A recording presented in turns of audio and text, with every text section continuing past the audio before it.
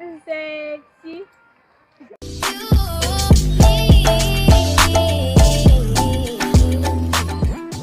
La vidéo que vous vous apprêtez à regarder, en fait, c'était une vidéo censée être... C'était censé être une vidéo, en fait. Mais tellement on a parlé beaucoup, j'ai décidé de faire une partie 1 et une partie 2. Donc, voilà, c'est un peu ça. Et dans la vidéo, vous allez remarquer qu'on a donné beaucoup de points négatifs. C'est pas qu'on dit que tout ce qu'il y a en Chine est négatif, mais comme on a dit en début de vidéo, en introduction, on vous montre en fait la Chine que vous n'avez pas l'habitude de voir, ce que vous ne savez pas, ce qu'on a découvert, qu'on n'avait pas l'habitude d'en entendre parler. Donc c'est un peu ça. Si vous voulez, prochainement on peut faire une vidéo pour vous montrer genre les bienfaits de la Chine, les beaux endroits, tout et tout. Donc c'est un peu ça. Mais c'est qu'elle est sûr, si cette vidéo c'était pour vous montrer un peu des points un peu négatifs, c'est tout. Sinon ne pensez pas que c'est toujours comme ça. Voilà, donc je vais m'arrêter là. Hello peace. Comment vous allez? J'espère que vous allez bien, que vous vous portez bien et tout et tout. Bon voilà. Aujourd'hui, on a décidé de faire une petite vidéo pour vous parler un peu de la Chine, les faces cachées de la Chine, ce que vous ne savez pas, le nom de chacun de nous, ce que moi j'ai pu voir de mes yeux, de son point de vue, de lui son point de vue et tout. Donc voilà, be ready. Je suis pas seule, je suis avec la charmante jeune demoiselle ici présente. From Cameroon. Okay. And you are? Christ du Congo Brazzaville. Ok. Si vous êtes nouveau sur la chaîne, je suis Carole Asilade et je viens de la Côte d'Ivoire. Ouais. Donc dis-moi, pourquoi avoir choisi la Chine? Pourquoi la Chine? C'était pour une bourse. Pour une bourse? Et ta bourse te disait quoi? Je devais pas payer. Je devais rien payer en fait. On devait faire des démarches, payer l'inscription, payer celui qui a fait, et ensuite ça devait être free. Et tu devais rien payer pour tout ton bachelor? Genre 0. Tout le bachelor, pour les 4 ans. Wow. 0. Ok. Du coup j'étais emballé, c'était une bonne affaire. On va y revenir. On va y revenir.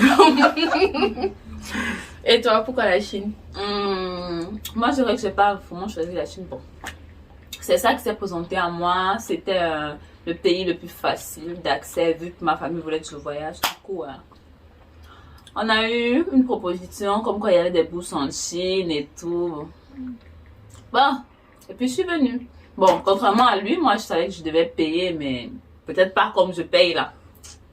C'est un peu ça. Bon, avec moi, c'est pas aussi différent de Gaël. C'est pas moi qui ai choisi. Moi, de base, je voulais déjà aller au Canada et tout. Je visais un pays bilingue depuis le début. Mais après, il y a Daddy qui est venu, il m'a vu, voilà, et tout, il y avait l'opportunité là. Donc voilà, on a sauté dessus, on a saisi l'opportunité, et me voilà. Et il y avait aussi cette histoire de bourse là, où genre, oui, où j'étais censée ne pas payer. J'étais censée ne pas payer et tout. Mais après, il y a le revers de la médaille, hein. On a tous été... C'est jamais aussi facile qu'on le dit.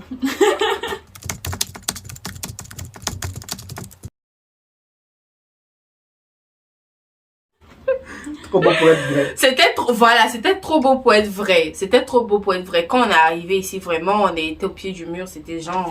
Expectation versus reality. C'est ça, merci. Expectation versus reality. La réalité, c'était que on ne payait pas la scolarité la première année. On ne payait pas la scolarité, mais il fallait payer pour la chambre, fallait payer pour le visa, la visite médicale, l'assurance. Plein de choses, quoi. Et voilà, tout. Fallait payer ça, mais pas la scolarité. Et ça, c'est seulement pour la première année.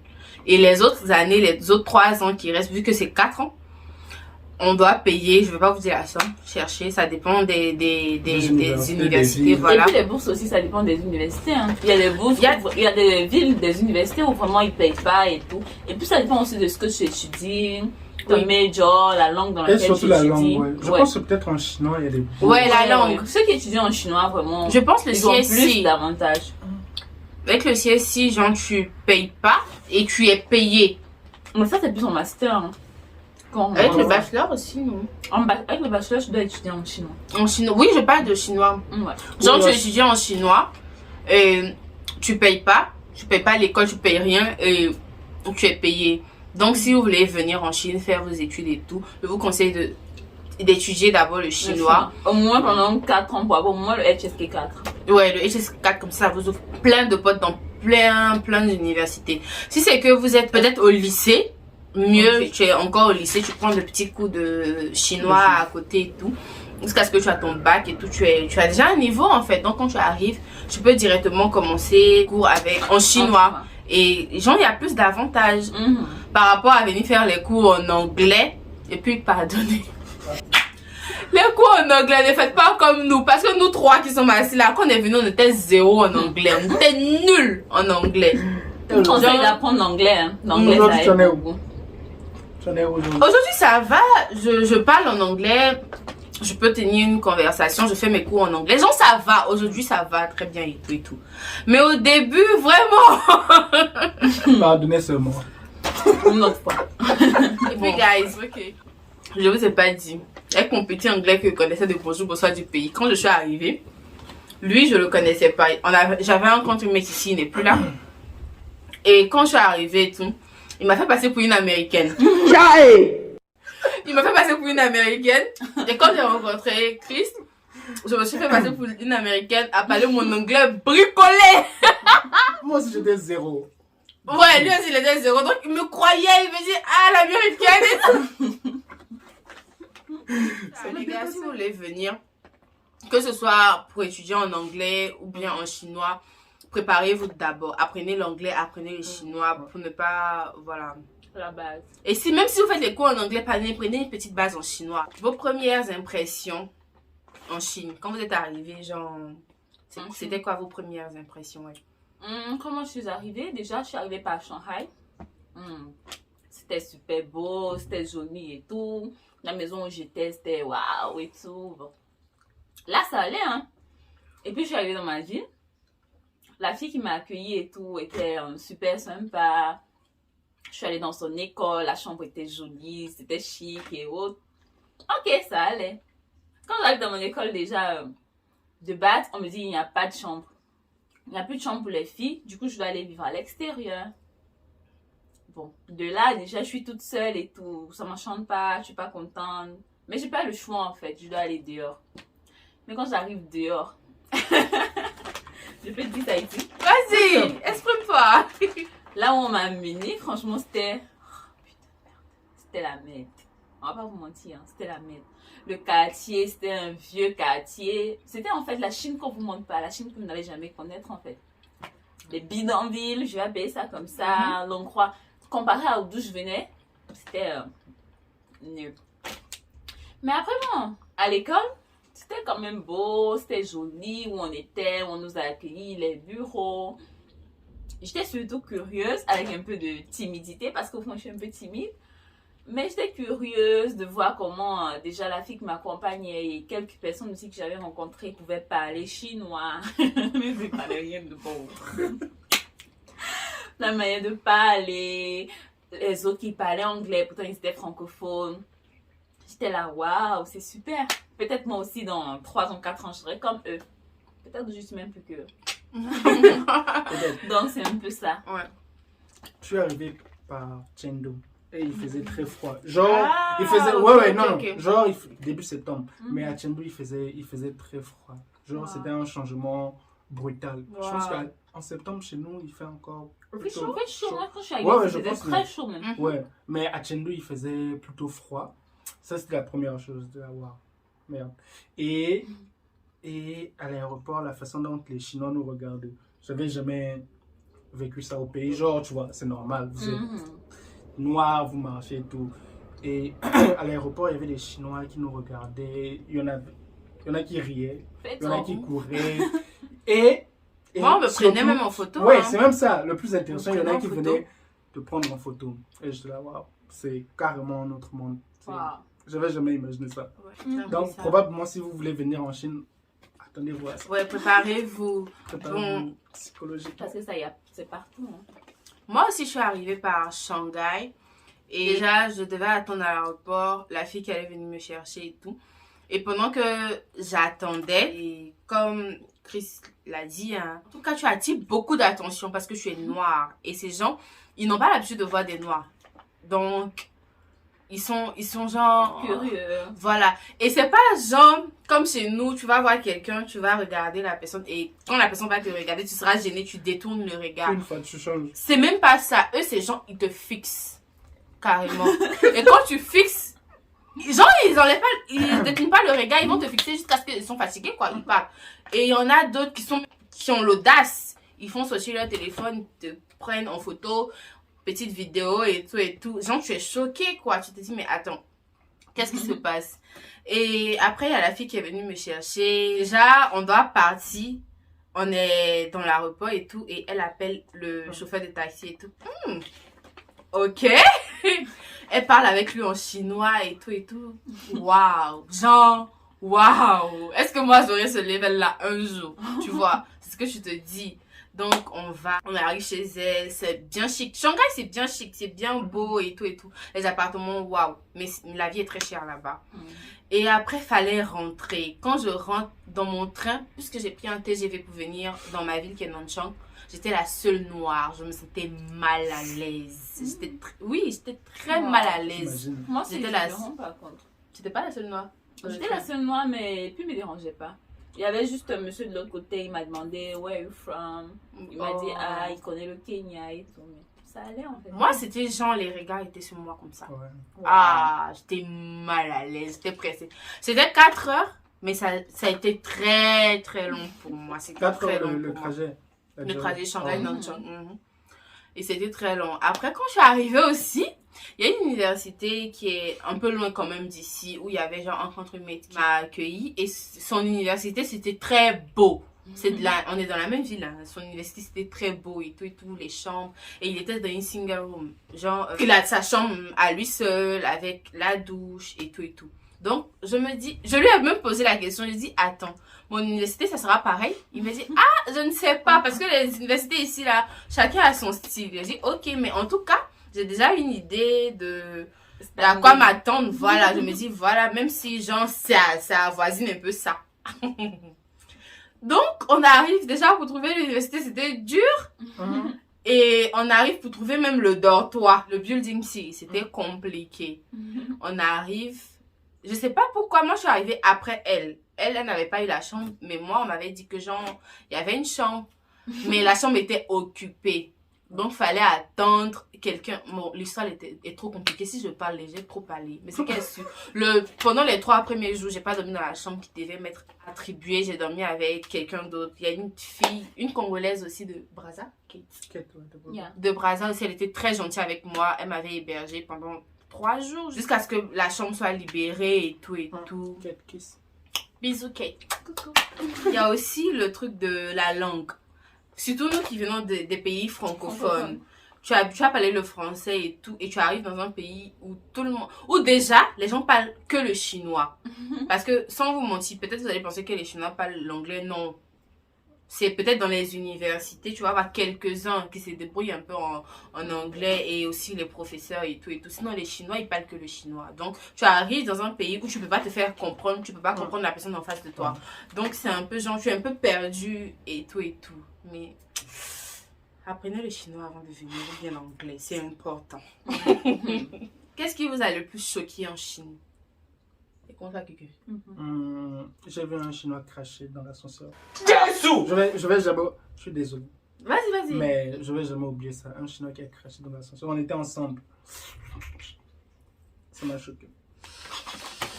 Jusqu'aujourd'hui, je n'arrive pas à enlever cette image. L'image là, waouh! Depuis que je suis arrivée! Ouais, genre, tu vois, Wow. c'est un endroit Ouais, fermé fermé. en plus, ouais. Comment tu Comment je peux craches? faire ça? Je pense que c'est la chose. Ouais. D'accord. Et toi? Moi, ce qui m'a choqué, c'était d'abord déjà où je vivais. Je savais pas qu'un coin pareil pouvait exister dans ce pays en fait. Après, la deuxième chose, c'était la nourriture. Parce que ma première nuit chez moi, j'ai dormi, déjà je me sentais seule et tout. Et puis le lendemain, je me sors, j'avais vraiment faim. Je sors, genre, je vais trouver un truc à manger. Et puis je descends dans la rue, je commence à marcher et tout. Je connaissais absolument rien, aucun plat, rien de rien. Imagine. Et puis j'entre dans un resto comme ça, je vois les images sur le mur. J'ai dit au monsieur, je veux ça. Ah, ok. Il me donne le prix. Je connaissais rien même. Je lui ai donné un billet. J'avais beaucoup de billets.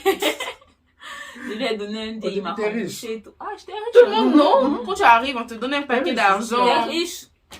Je ne sais pas s'il y a toujours autant d'argent dans la vie. Et puis il me sert le plat et tout. Je vois, bon, ça ressemblait presque à rien. Et puis j'arrive dans ma chambre, j'ouvre, ça sent bon et tout. Quand j'ai goûté, putain, c'était sucré. Comment une sauce peut être sucrée? Sucré. C'était sucré, c'était une sauce marron avec de l'œuf. On a mis du riz au milieu et puis on a remballé un peu comme ce qu'on mange. Ce qu'on mange maintenant, ouais. Sauf que la sauce, en fait, elle était sucrée. Du coup, j'essaye de manger le riz, ça passe pas. J'essaye de goûter la sauce, ça passe pas. Je jure, j'ai pleuré. J'ai commencé à pleurer tellement j'avais mal, je me sentais seule. Je voulais rentrer aussi. C'était ta deuxième nuit. C'était ma première nuit chez moi parce que j'étais repartie dans l'université de la fille. Mais là, c'était la première fois que je dormais chez moi. Seule et tout. C'était vraiment pas évident. C'est ma pire expérience en fait quand je suis arrivée. Je pense que c'était parce que je venais d'arriver, j'étais habituée au goût du pays. Au pays, on mange pas sucré, on mange, on mange la bonne bouffe. Du coup, c'était choquant pour moi. C'était vraiment choquant pour moi. D'accord. Ça va aller. Bon, moi, ce qui m'a choquée, disons, c'est que une fois, je pense que j'étais avec Gaëlle, hein, on marchait, on se promenait et tout. Et il y a une vieille dame qui s'est approchée de moi. Elle m'a fait ça. Ah ouais.